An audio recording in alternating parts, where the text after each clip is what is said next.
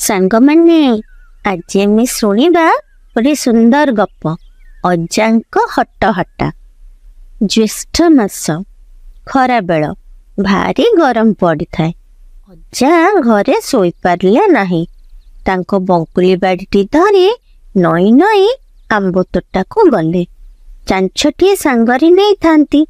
ପବନ Siri Siri ବହୁଥାଏ।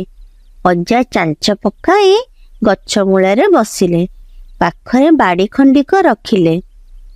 ବସୁ ବସୁ ଅଜାଙ୍କୁ ଟିକେ ନିଦ ଲାଗିଗଲା। ସେ ଗାಢ ନିଦରେ ଶୋଇପଡ଼ିଲେ। ଘୁଙ୍ଗୁଡ଼ି ମାରିଲେ। ପଞ୍ଝାଇ ମାଙ୍କଡ଼ ସେ ଗଛ ଉପରେ ଥିଲେ। ମନ ଖୁସିରେ ଆମ୍ବ ଖାଉଥିଲେ। ଅଜା ଶୋଇପଡ଼ିବାରୁ ଗୋଟେ ମାଙ୍କଡ଼ ତଳକୁ ଓହ୍ଲାଇ ଆସିଲା। ଅଜାଙ୍କ ବଙ୍କୁଳି ବାଡ଼ିଟିକୁ ନେଇଗଲା। ତାଙ୍କୁ ଧରି ଅଜାଙ୍କ ପରି ନଈ ନଈ ଚାଲିଲା। ଆଉ ଗୋଟେ ମାଙ୍କଡ଼ ଗଛ ଉପରେ ଆମ୍ବ ଖାଉଥିଲା।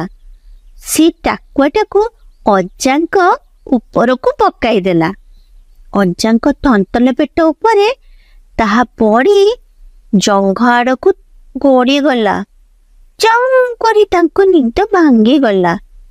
ଅଜା ଧଡ଼ପଡ଼ ହୋଇ ଉଠି ବସିଲେ।